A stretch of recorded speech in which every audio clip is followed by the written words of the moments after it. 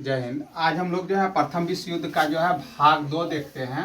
भाग 1 में जो है हम लोग जो है युद्ध का जो है स्थिति को समझ चुके थे कि जो है युद्ध का प्रथम विश्व युद्ध को प्रथम विश्व युद्ध क्यों कहा जाता है। और अब हम लोग जो है भाग 2 में जो है यहाँ पर समझते हैं कि युद्ध का जो है कारण क्या क्या था। ठीक, तो सबसे पहले जो है हम लोग जो है यहाँ पर कारण के बारे में जाते हैं। तो ये देखते हैं हम लोग ये वाला क्षेत्र बाल्कन प्रायद्वीप का क्षेत्र, आपको बताया था कि इससे पहले वाला में कि 3 देश, ये 2 देश खास करके इटली और जर्मनी 1871 में जो है बड़ा लेट से आया, यानी औद्योगिक क्रांति का क्षेत्र में जो है बड़ा लेट से आया, जिसके कारण से उपनिवेशवाद के दौर में ये पीछे पड़ गया। यानी कि साम्राज्यवाद का जब दौर चल रहा था, एशियाई और अफ्रीकी देशों को जो अपना उपनिवेश बनाया जा रहा था, बड़ी शक्तियां बना रही थी, तो उस समय इन लोग जो के यहाँ औद्योगिक क्रांति हुआ, अब इसको भी जो है बाजार का जो है आवश्यकता हुआ, अब ये भी जो है उपनिवेश का दौर में जो है शामिल हुआ। लेकिन इसको कहीं उपनिवेश जो है नजर नहीं आया। विश्व में एशिया, यूरोप, अफ्रीका कहीं भी जो है हर जगह देखा इन लोग, कहीं भी जो है उपनिवेश नहीं था। तब इन लोग जो है उपाय अपनाया कि जो है आखिर हम लोग कैसे तो बलपूर्वक जो है ये हम लोग उपनिवेश हासिल करेंगे।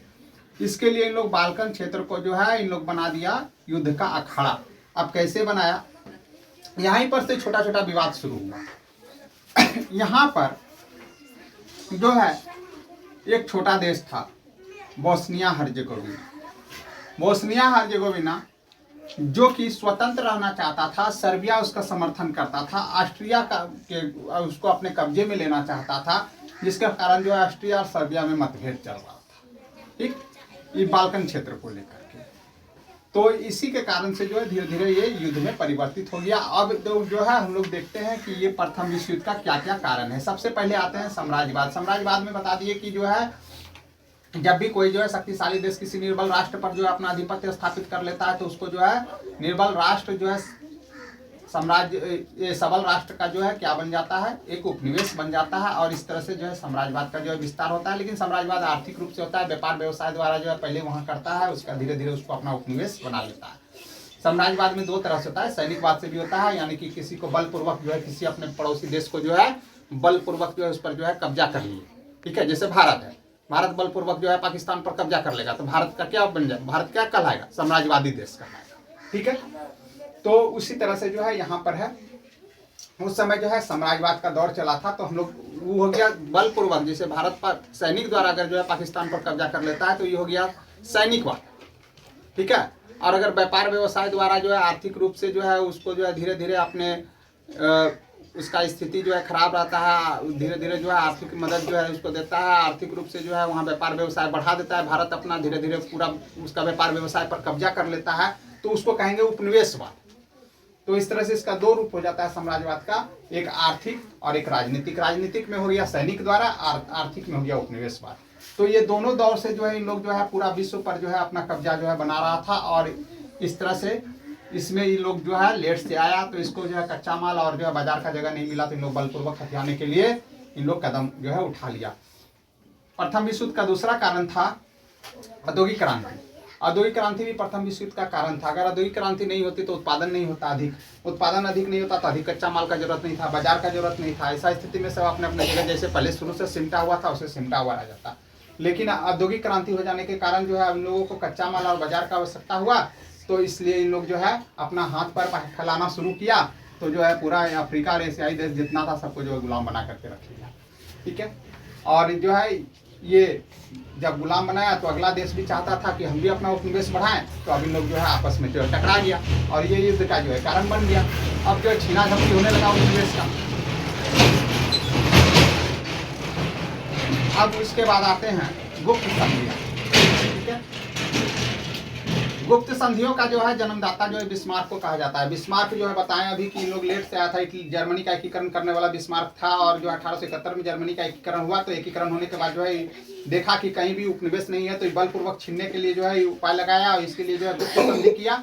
और गुप्त संधि करके और जो है इन लोग जो है करना क्या शुरू किया, हथियारों का होड़ बढ़ाना शुरू कर दिया, अधिक से अधिक हथियार बढ़ाने लगा, जिससे जो है दूसरा देश जो है क्या होने लगा, चिंतित होना शुरू हो गया। लेकिन जब इन लोग गुप्त संधि कर रहा था तो ये नहीं था कि अगला देश जो है चुपचाप बैठा हुआ था। ठीक है। अगला देश भी जो है वो भी जो है संधि कर रहा था, और जो है देखिए यहाँ पर जो है बना करके रखा 1907 में जो है इन लोग मित्र राष्ट्र बनाया, इंग्लैंड, फ्रांस, रूस, अमेरिका, इन लोग मिल करके जो है बनाया मित्र राष्ट्र। और इन लोग जो है बनाया था जर्मनी, ऑस्ट्रिया, हंगरी, तुर्की, ये सब मिल करके बनाया था ट्रिपल अलायंस। ये 1882 में ही जो है ये बना करके रख दिए थे आपका बिस्मार्क। उसके बाद जो है धीरे धीरे सैनिकवाद जो है इन लोग करने लगा, सैनिकों की संख्या जो है धीरे धीरे जो है बढ़ानी जाने लगी। तो इससे और ज़्यादा जो है सब कोई हर देश जो है शंकित हो गया यूरोप का कि जो है आखिर सैनिक बढ़ाने का कारण क्या है। अब ये हथियार का होड़ में भी एक बड़ा जबरदस्त पॉइंट है कि जर्मनी के आसपास कोई महासागर नहीं है, जर्मनी के आसपास यूरोप में है, लेकिन यहाँ पर कोई जो है महासागर नहीं है, लेकिन ये जो है यू बोट पनडुब्बी बना रहा था, इसी से पता चल गया। हम कहते हैं इसके पास वो चीज़ नहीं है, और वो जो है वो उस चीज़ को बना रहा है जिसका उसके पास यूज नहीं है। तो इसका मतलब ये किसी न किसी प्रयोजन से बना रहा है, और इसका प्रयोजन यही था कि हम जो है युद्ध द्वारा जो है उपनिवेश छीनेंगे, और ये यू बोट पनडुब्बी बना रहा था। तो इस तरह से हथियार का और अपना ज़्यादा इनकम इन लोग जो है हथियार पर ही लगा रहा था उस समय। उसके बाद सैनिकवाद ज़्यादा जो है सैनिकों की भर्ती कर रही थी इन लोग। उसी समय उग्र राष्ट्रीयता की भावना जो है यूरोप में आ गई। उग्र राष्ट्रीयता में होता क्या है कि हर देश अपने आप को शक्तिशाली बनाना चाहता है। जैसे कि सुनने में आता है ना कि क्रिकेट में जो है भारत हार गया तो जो है टीवी फोड़ दिया।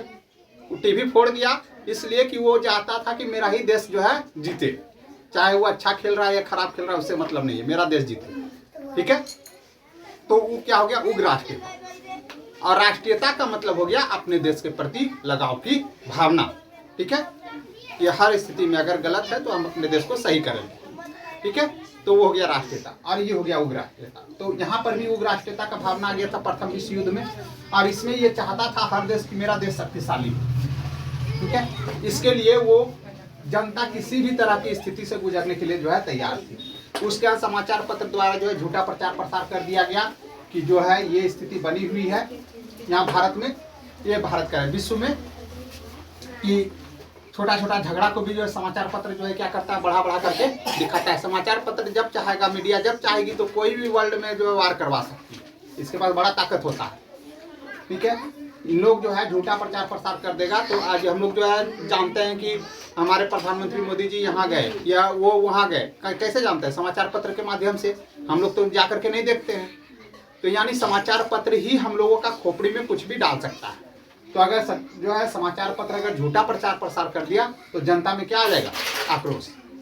आज अगर जो है बोल दे कि जो है पाकिस्तान वाला 4 गो हिंदुस्तान का सैनिक मार दिया, कल फिर बोल देगा 4 गो मार दिया, 5 गो मार दिया, अगला दिन मालूम चलेगा कि पूरा कजिया उठ के कहाँ चल गया, बॉर्डर पर चला गया। हम लोग का पूरा गांव उठ करके कहाँ चला गया, बॉर्डर पर चला गया। तो ऐसा जो है राष्ट्रवाद का भावना आ जाएगा। ठीक है, यानी झूठा प्रचार प्रसार होने से जो है ताकत मिल जाता है, जनता को जो है मानसिक जो है उसका बदल जाता है मानसिकता, और यही हर जगह जो है हर चौक चौराहा पर यही गप होने लगेगा। तो यही चीज यहाँ भी हुआ, समाचार पत्र द्वारा जो है झूठा प्रचार प्रसार कर दिया गया।